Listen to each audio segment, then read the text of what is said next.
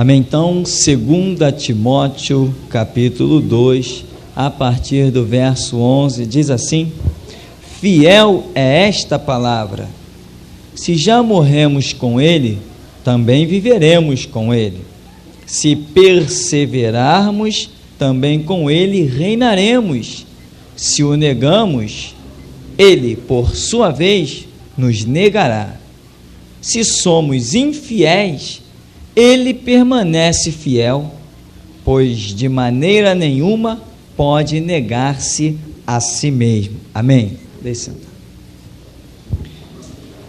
Esta palavra, às vezes, um pouco confusa na visão de Paulo quando escreve a Timóteo, que ele fala, se negamos, ele nega também, enfim, mas como nós somos infiéis e ele permanece fiel, existem alguns pontos de vista.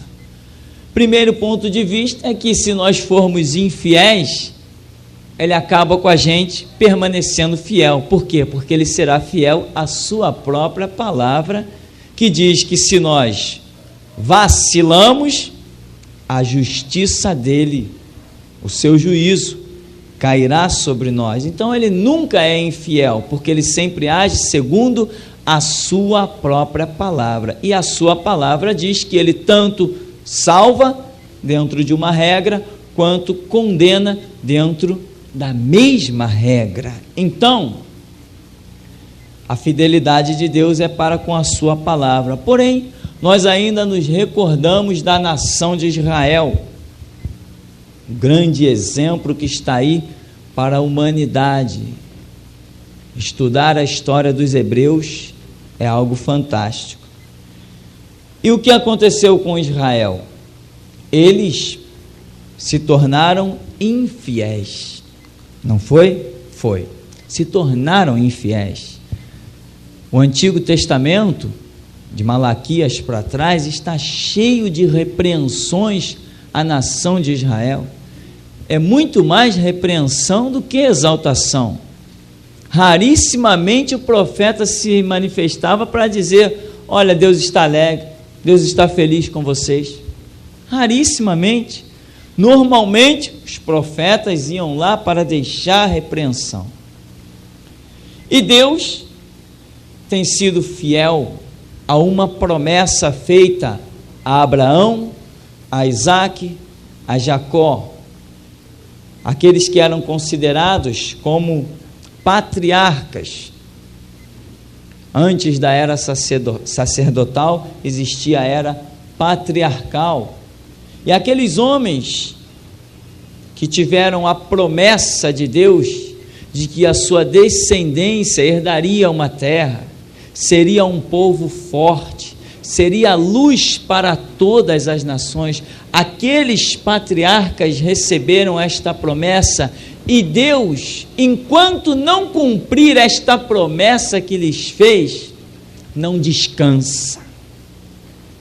Esta é a fidelidade de Deus. E o que acontece com a nação de Israel? Hoje está rejeitada, tem judeu baixando ao inferno, e nós poderíamos olhar e dizer assim, cadê a promessa que Deus fez à nação de Israel, de que eles seriam a luz para todos os povos? Cadê esta promessa? A promessa está de pé aos patriarcas, mas aqueles que têm se tornado infiéis têm recebido o veredito terrível da parte do Senhor, como a Escritura diz, horrenda coisa é cair nas mãos de um Deus vivo. Porém, Deus vai apertar a nação de Israel de tal maneira para que possa cumprir a promessa feita aos patriarcas. Porque lá em Josué 21:45 diz, nenhuma palavra se perdeu de todas as boas palavras que o Senhor falara à casa de Israel. Tudo se cumpriu. Deus é fiel, Deus é tremendo. Tem uma promessa na sua vida? Você não morre enquanto ela não se cumprir. Você é imortal até que a promessa de Deus se cumpra. a menos que você saia do prumo da palavra. Isso é outra história. Mas se você tem uma promessa de Deus e está andando na estrada, aguardando o que Deus prometeu, meu irmão, você é imortal. Não tem acidente que te arranque da terra, não tem fatalidade, não tem problema genético, não tem virose, não tem bala perdida, não tem assaltante, não tem traficante, não tem nada. Você é imortal, até que se cumpra tudo sobre a sua vida. Enquanto Pedro não deixou escrito que o Senhor Jesus já lhe revelara que brevemente deixaria o seu tabernáculo, ou seja, morreria, enquanto isso não foi escrito, Pedro permaneceu vivo, debaixo do nariz do Império Romano, e ninguém tacou mão naquele homem. Quando prendiam ele, o anjo ia lá e soltava. Entende? Você tem uma promessa de Deus? Essa promessa vale mais que ouro e prata. Essa promessa vale mais que plano de saúde. Essa promessa vale mais que qualquer bem da terra, porque o Senhor Todo-Poderoso vela sobre a sua palavra para cumprir. Então, haverá uma guerra, que é também a terceira guerra mundial que haverá sobre o planeta. E o nome desta guerra será Guerra do Armagedon, que é um vale existente lá nas terras de Israel, perto da Cordilheira do Carmelo e o Mar da Galileia. E este vale do Armagedon será banhado de sangue. É a terceira guerra mundial, em que, diz Zacarias, todas as nações do mundo marcharão contra Israel. Quando Israel se ver perdido, depois de horrores estarem acontecendo, como diz Daniel, horrores indescritíveis estarão acontecendo sobre a nação de Israel. Eles se vendo perdido, o Messias que eles negaram, agora eles vão clamar. Quando eles clamarem por esse Messias, enquanto não clamarem, vão estar caindo a espada, caindo pelas bombas, caindo por tudo. Mas eles, quando se verem completamente perdidos, vão clamar. Aí Jesus dirá assim: chegou a hora de eu cumprir a palavra que dei a Abraão, a Isaque e a Jacó. Entende, irmão? Que Deus tremendo! Ele muda os tempos e as estações, mas a palavra dele não cai por terra. Seca-se a erva, murcha a sua flor, mas a palavra de Deus permanece para sempre. Cresça, irmão, na graça e no conhecimento. Você precisa ser um homem, uma mulher de fé, senão você não fica de pé. Você tem que ser alguém que desafia o mal, mas você só pode desafiar o mal se conhecer o bem e saber que o bem não pode ser tentado pelo mal. Entende? São conceitos que o Evangelho nos dá e não conseguimos alcançá-lo numa simples leitura. Portanto, viver o Evangelho realmente é algo tremendo. E nos dias de hoje, quando Deus chama alguém para o ministério, Ele arranca de tudo que é do secular. Porque se você dividir o seu tempo, servindo praticamente a 2 senhores, você não consegue tempo para receber a revelação. Então Deus projeta, prepara tudo. Você não pode ser um ministro de Deus sem tempo para ler a Bíblia. Você não pode ser um ministro de Deus sem tempo para orar. Não dá certo, não tem condição. É necessário receber a revelação. Então, Jesus vai apertar a nação de Israel, até clamarem. E Jesus disse que daquele dia e hora, não haverá igual. Tempos como aquele, antes não houve, e depois não haverá. Pensa na destruição de Sodoma e Gomorra. Jesus está dizendo, não, essa guerra do Armagedon para a nação de Israel, tempo igual aquele, não houve, e se esses dias não fossem abreviados, nem eles escapariam, sendo escolhidos. Sodoma e Gomorra não se compara aos horrores da guerra do Armagedon. O dilúvio não se compara. Imagina mães levantando seus filhos para que eles escapassem das águas do dilúvio. E as águas estão subindo, e as águas estão subindo. Olha as aflições, as pessoas achando que poderiam escapar correndo para o monte. E quando chegaram nos lugares mais altos, a água continuou subindo. Quando não tinham mais aonde se esconder, e as águas estão subindo. Que aflição, que angústia. E Jesus fala assim, da guerra do Armagedon, naquele tempo, nem se compara. Dia como aquele, nunca houve, e depois não haverá. Por quê? Horrenda coisa é cair nas mãos de um Deus vivo. Então, Deus vai apertar Israel de uma maneira indescritível, e só lhes restarão clamar para que um milagre aconteça. E aí ele cumpre a sua palavra e a sua promessa, se voltando para a nação de Israel. Quando isso? Isto se dará neste milênio que estamos vivendo. Jesus falou que a geração que visse aqueles sinais que ele descreve em Mateus 24, esta geração não passaria. E geração para Israel são pais, filhos e netos. E nós temos visto os sinais tremendos que antecedem o retorno de Cristo. Não estou falando do arrebatamento ainda, estou falando retorno de Cristo para a nação de Israel. Então, a nossa geração, este fato não se dará muito depois dos nossos dias. Não tem, com certeza, mais 500 anos pela frente, ou 200, enfim. Mas, antes, porém, diz lá em João capítulo 4, enquanto Jesus se manifestou à nação de Israel, a Escritura diz, veio para os que eram seus, mas os seus não o receberam, diz João, porém a todos quantos o receberam, deu-lhes o poder de serem feitos filhos de Deus. E em João capítulo 4, tem um episódio que ali existem muito mais revelações do que o que nós podemos imaginar, a mulher de Samaria. Existe um contexto histórico. Quando a nação de Israel foi levada cativo, o que era costume naqueles impérios? Pegavam um povo de costumes diferentes e jogavam naquela terra.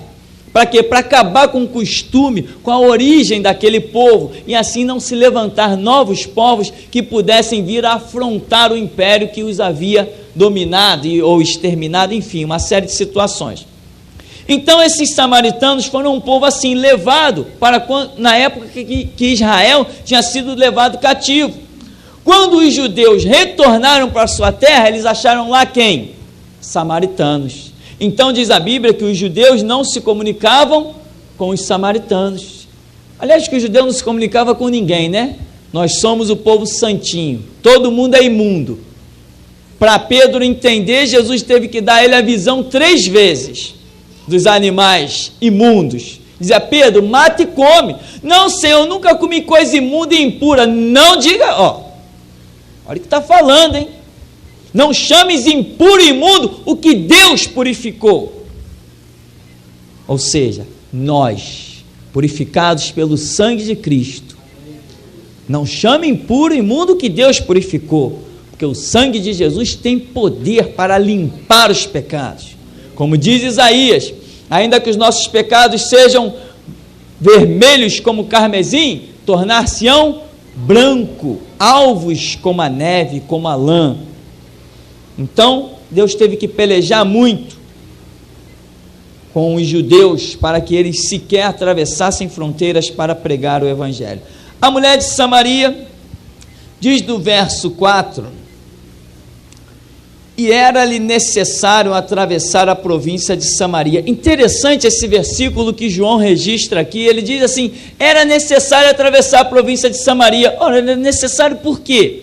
Ele não diz o porquê dessa necessidade, mas nós hoje identificamos por que Jesus sai dos termos da Judéia, os lugares do judeu, e vai para Samaria, uma terra de gentios. E aí, diz também que essa mulher, ela foi tirar água num poço, não foi? Mas de quem era o poço? De Jacó, poço de Jacó. patriarca. Aí Jesus vem para ele e diz o quê? A salvação vem dos judeus. É bem verdade que nós hoje nos alimentamos de águas cuja origem vem de Israel, sim ou não? Jesus Cristo foi um judeu, não foi um judeu? Ele diz, mulher, a salvação vocês adoram o que não sabem, mas nós adoramos o que sabemos, porque a salvação vem dos judeus. Aqui, meu irmão, no verso 25 até o 26, diz assim: eu sei, respondeu a mulher, que há de vir o Messias, chamado Cristo. Quando ele vier, nos anunciará todas as coisas. Antes de irmos para os 26, olha o que esta mulher gentia, sem pergaminho na mão, e diz a Bíblia aqui que esta mulher, inclusive, Jesus diz que ela teve quantos maridos? 5, e o que agora ela tinha não era dela, ela estava vivendo em adultério, em algum tipo de pecado. Se ela tem um marido que não é dela, ela está vivendo em algum tipo de pecado, amém? Representando bem a nação gentílica, que vivia sem a lei de Deus, vivia mergulhada nos seus pecados. Mas olha o que essa mulher está esperando, o que Israel não estava. Eu sei que o Messias virá, que se chama o Cristo, e ele nos ensinará todas as coisas. Aí Jesus vai dar a revelação que os judeus insistiram para ele dar. Diga-nos quem tu és, por que tu fazes esses sinais, com que autoridade fazes isso? Vocês querem saber com que autoridade eu faço isso, judeus? O batismo de João era do céu ou dos homens? Não sabemos, também eu não sei com que autoridade eu faço isso, não tem resposta para vocês. Nós queremos um sinal. Uma geração má, adúltera, perversa pede um sinal. Nenhum sinal será dado senão do profeta Jonas. Assim como Jonas esteve 3 dias e 3 noites no ventre do peixe, assim o Filho do Homem estará no seio da terra. Não falou claramente com eles, não explicou. Esta mulher diz, eu sei quando Cristo, o Messias, vier, ele nos guiará em toda a verdade, nos ensinará todas as coisas. Jesus vira para esta mulher que representa a nação gentílica, a igreja, e diz assim, eu sou. Eu que falo contigo, irmão, Deus fala contigo. Muitos estão pedindo sinais, mas ele escolheu se revelar a você. Você tinha uma expectativa, amou a justiça, aborreceu a iniquidade, ele veio até... A mulher de Samaria não foi até a Judéia. Cristo saiu, era necessário passar para Samaria, e ele foi lá e nos encontrou. E ele diz no 26, disse-lhe Jesus, eu o sou, eu que falo contigo. Olha o verso 39. Muitos samaritanos daquela cidade creram nele em virtude do testemunho da mulher que anunciara, ele me disse tudo quanto tenho feito. Vindo, pois, os samaritanos ter com Jesus, pediam-lhe que permanecesse com eles, e ficou ali 2 dias. Esses 2 dias, nós já vimos, conversamos, que representam os 2000 anos que nós estamos deixando para trás. Porque a Bíblia diz que para o Senhor um dia é como 1000 anos, 1000 anos como um dia. Esses 2 dias que Jesus ficou com os gentios representa os seus 2000 anos em que ele está tratando conosco, igreja. E diz que no 3º dia ele retorna para os judeus.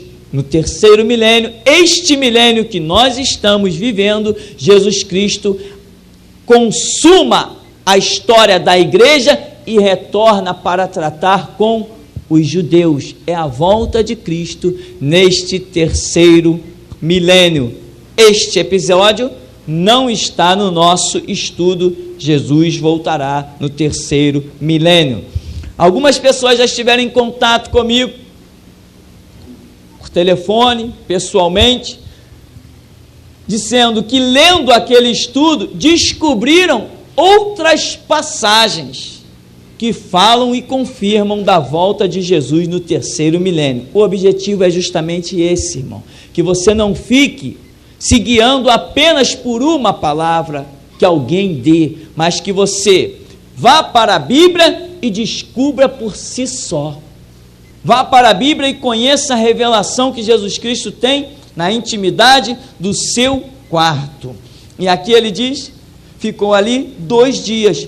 Muitos outros creram nele por causa da sua palavra. Ora, quem foi que viu sinais, prodígios e maravilhas? Quem é que tinha os sinais lá manifestos no meio de si? Aonde foi que Jesus ressuscitou um morto de 4 dias? Não foi em Samaria.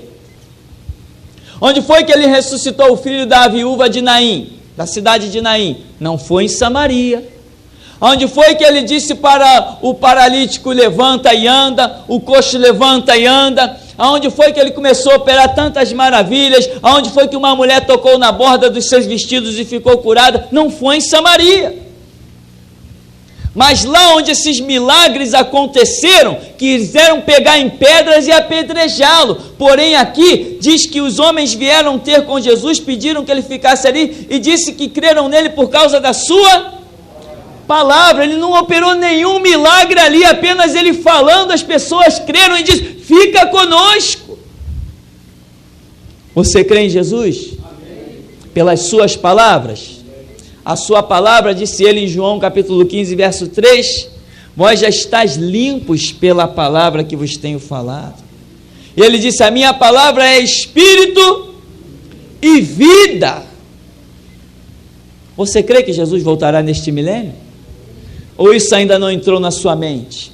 Se isso ainda não entrou na sua mente, irmão, corre. Talvez ainda haja tempo de você aprender essas coisas. Porque o grito da meia-noite, a parábola de Mateus capítulo 25, diz que elas estavam adormecidas, as 10 virgens que representam todas as igrejas sobre a face da terra. E diz que houve um grito de despertamento. E todas acordaram, porém não houve tempo de se prepararem. Entende isso, a diferença disso? Acordaram? Sim, acordaram, mas não teve tempo de se prepararem. Esse preparo é espiritual, e não pensa que você pode adquirir conhecimento suficiente para ser arrebatado da noite para o dia. Não pense, o arrebatamento é uma questão de fé, é um processo interior que acontece, e se você não tiver conhecimento bíblico suficiente, não serás arrebatado, porque diz que elas tinham a lamparina e o azeite transbordante, as que foram arrebatadas, as que entraram nas bodas. E aqui ele diz ainda, e diziam à mulher: já agora não é pelo que disseste que nós cremos, mas porque nós mesmos temos ouvido e sabemos que este é verdadeiramente o Salvador do mundo. Eu te pergunto, quem é teu Deus? Lembra aqueles filhos dos sacerdotes, dos principais sacerdotes, que lá em Atos capítulo 19, estavam querendo expulsar os demônios? Eu vos esconjuro por Jesus, que Jesus, aquele que Paulo prega, funcionou? Viu o que os homens disseram aqui, na era da igreja, na tipificação da igreja? Nós já não cremos pela tua palavra, mulher, mas porque nós mesmos viemos na intimidade, convivemos com ele juntamente 2 dias, comemos, bebemos com ele, contemplamos as suas palavras, nós cremos porque ouvimos dos seus próprios lábios. Igreja é isso, que recebe a revelação dos próprios lábios de Cristo. Você é a igreja? Já ouviu Deus? Está preocupado em ouvir? Está vivendo o dia a dia como? Eu estou vivendo o Cristo que o pastor prega. Coitado, miserável de você, meu irmão. Jesus Cristo não me chamou aqui para você viver do que eu prego, Ele me chamou aqui para dizer para você que você tem que viver do que Ele prega. Então, meu irmão, aprenda a ir para a intimidade com Deus. Você tem que ir. Por que que tinham um azeite transbordante? Isso é símbolo de intimidade, unção. Aquilo é o Espírito Santo. O Espírito Santo só paira, só se movimenta sobre quem tem intimidade com Deus. A Bíblia diz que aquele que é espiritual, a tudo discerne, e de ninguém é discernido. Quanta gente deve estar dizendo por aí: esse camarada enlouqueceu, agora já está querendo marcar dia e hora para Jesus voltar. Vê se eu estou marcando dia e hora. nem me atrevo a fazer isso. Eu não estou marcando dia e hora, mas eu provo na Escritura. E todo olho verá, precisa me preocupar, as pessoas verão que Jesus Cristo voltará neste milênio.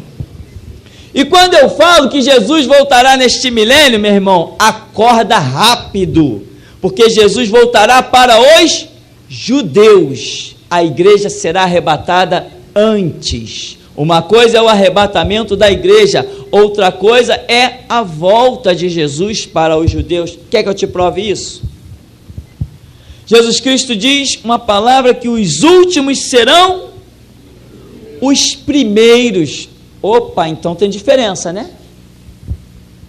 É um antes do outro, não é isso? Quem são os últimos? A igreja. Quem são os primeiros?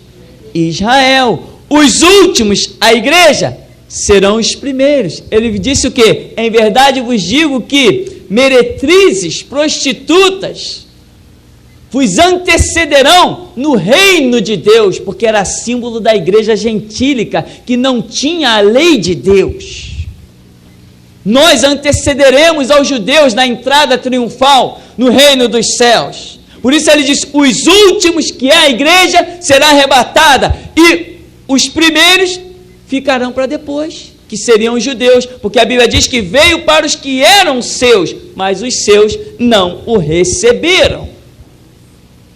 Você está preparado para a volta de Jesus? Não, você não verá a volta de Jesus. Você tem que estar preparado para o arrebatamento da igreja. E acredite, eu já não arrisco mais nem 100 anos. Eu não arrisco mais nem 100 anos passados para que Cristo volte. Para mim, ele já vem antes dos 100 anos. Tem outra surpresa para você, você já deve saber.